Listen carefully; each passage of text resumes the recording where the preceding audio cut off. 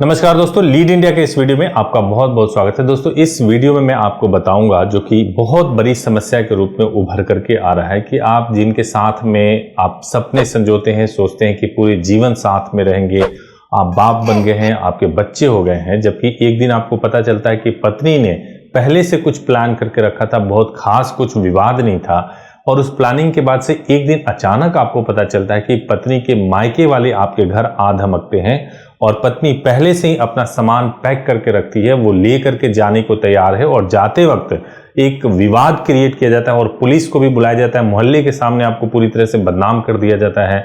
अगर इस प्रकार के हालात अगर आपके सामने आ गए हों तो क्या करें, कौन से लीगल स्टेप्स को लें?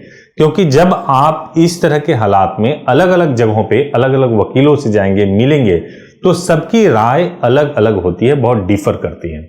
लेकिन जो कॉमन राय सब किसी से मिलती है वो मैं आपको बताऊंगा और उसके बाद बताऊंगा कि इसमें से करना क्या चाहिए। देखिए, सबसे पहला चीज जो सब लोग बोलते हैं कि भाई देखो, पत्नी अगर चली गई है, फोर्सफुली गई है, विवाद करके गई है, तो हम रेस्टिट्यूशन ऑफ कंजुगल राइट यानी हिंदू मैरिज एक्ट में सेक्शन 9 है जो बताता है रेस्टिट्यूशन ऑफ कंजुगल राइट का हम एक पिटीशन कोर्ट में फाइल करेंगे।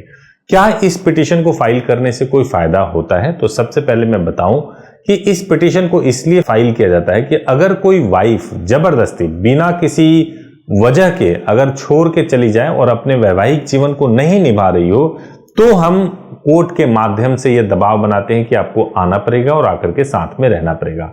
लेकिन होता क्या है प्रैक्टिकली ये होता है कि हम पिटीशन फाइल करते हैं, पिटीशन फाइल करने के 3-4 महीने के बाद डेट लगेगी, फिर उसके बाद से नोटिस सर्व होता है। डेट तो मान लो 15-20 दिन में ही लग जाता है, लेकिन उस पिटीशन को भेजने में और नोटिस सर्व होने में 6 महीने तक का समय लग जाता है। उस 6 महीने के बाद से पत्नी के ऊपर डिपेंड करता है कि वो नोटिस को रिसीव करे ना रिसीव करे।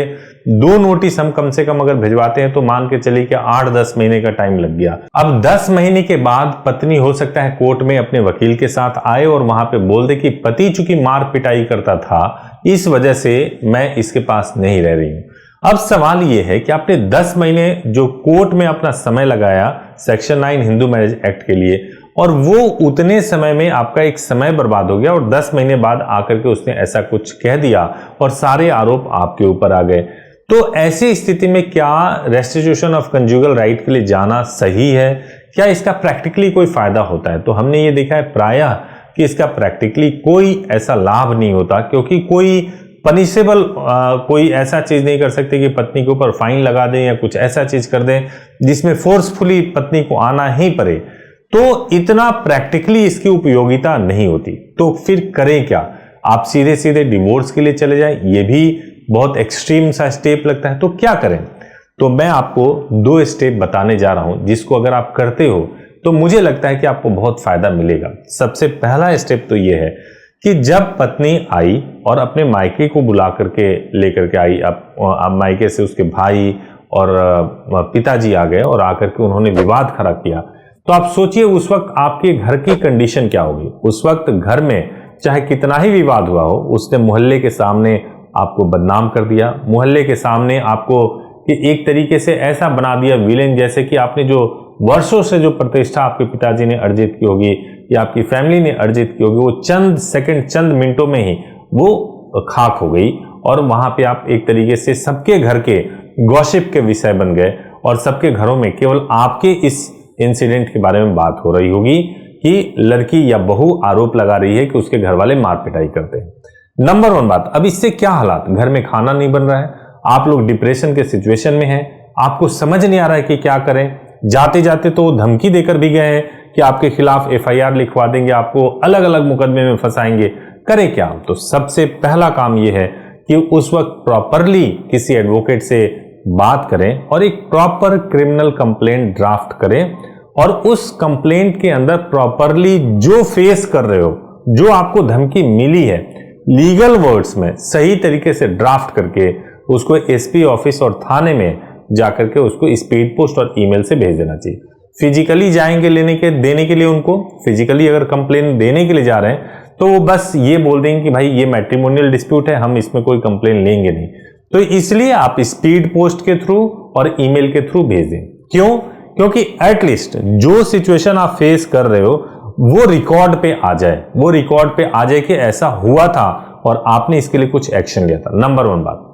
अब मान लीजिए कि ये तो आपने दे दिया, आपके पास जब कभी भी कोर्ट में जाएंगे तो आप दिखा सकते हैं, बता सकते हैं कि आपके साथ क्या हुआ था और आपकी क्या हालत थी, और आपने पुलिस से मांग किया था कि आपको गलत तरीके से फंसाया जा सकता है, ये भी आपने ऑलरेडी बोल दिया और ये रिकॉर्ड पे है।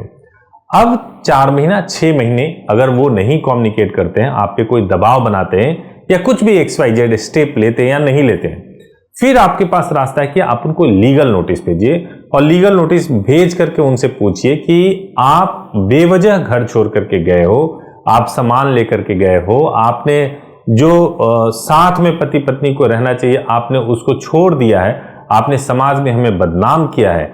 अगर आपको लगता है तो एक आखिरी उम्मीद के तौर पर कह रहा हूं कि अगर आप अपनी गलतियों की माफी मांगो और इस बात का भरोसा दो कि आप साथ में ठीक से रहोगे, तो 15 दिन का समय है, आप इसमें जवाब दे दो और आकर के साथ में रहो, या फिर बोलो तो मैं आता हूं लेने के लिए। ऐसे मान लीजिए अगर कोई लीगल नोटिस जाता है, उसके बाद से क्या होगा कि उस लीगल नोटिस के जाने के बाद से उनको जवाब देना पड़ेगा, और जो आपने लिख के भेजा या तो उसको डिनाई करें या एक्सेप्ट करें, कुछ भी करें। लेकिन एक बात बिल्कुल तय है कि आपका एफर्ट्स दिखेगा कि आपने कोशिश किया।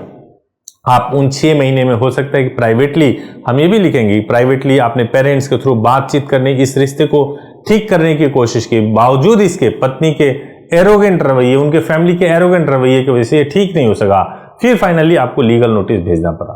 अगर वो जवाब नहीं देते हैं तब भी ठीक है, जवाब देते हैं तब भी ठीक है, क्योंकि जो भी वो जवाब देंगे आपके एफर्ट्स को कोई कम नहीं कर सकता कि आपका एफर्ट्स था रिश्ते को बचाने के लिए। अब ये हो गया ये सिचुएशन। उसके बाद से अगर कुछ ऐसा होता है तो जहां आप रहते हो आप सीधे सीधे डिवोर्स के लिए जा सकते हो और डिवोर्स की मांग कर सकते हो, अगर आपको इस रिश्ते को खत्म करना है तो। जबरदस्ती तो आप साथ में नहीं रह सकते। अगर रहने की कोई संभावना होगी तो इसके बाद से ऑब्वियसली वो आएंगे और आकर के साथ में रह सकते हैं। अगर नहीं संभावना है तो हम अपने एफर्ट्स को प्रूव कर पाएंगे कोर्ट के अंदर। तो ये तो मैंने आपको 2 स्टेप बताया। अगर आपके साथ में ऐसा कुछ हादसा हुआ है और इस तरह के किसी सिचुएशन को आप फेस कर रहे हो तो, लेकिन केवल यही 2 नहीं है, और भी कई स्टेप्स हैं जिसको लिए जाना चाहिए। अगर आप किसी तरीके से आप मैट्रिमोनियल डिस्प्यूट में फंस गए हैं या फंसा दिए गए हैं और आप प्रताड़ना का शिकार है, तो डरिए मत, घबराइए मत, टेंशन में मत आइए। आप सही तरीके से सलाह लीजिए, आपको पूरी मदद मिलेगी। और अगर आपको बात करनी है तो 8800444555 पर आप सुबह 9 बजे से लेकर शाम को 8 बजे तक बात कर सकते हैं, 7 डेज बात कर सकते हैं, या हमें care@leadindia.law पर ईमेल कर सकते हैं, या हमारी वेबसाइट leadindia.law पर विजिट भी कर सकते हैं। Thank you so much for watching this video. Thank you.